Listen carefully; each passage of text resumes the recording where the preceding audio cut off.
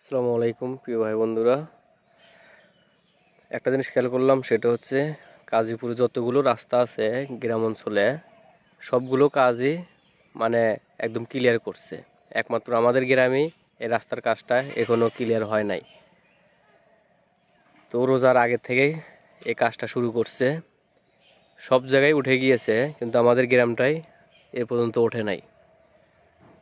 তো ঈদের আগে হবে কি হবে না, আর কাজটা আটকে আছে নাকি কাজটা করতে চাইতেছে না, না কোন সমস্যা বা কি সমস্যা, যদি কারোর জানা থাকে একটু বলার চেষ্টা করবেন।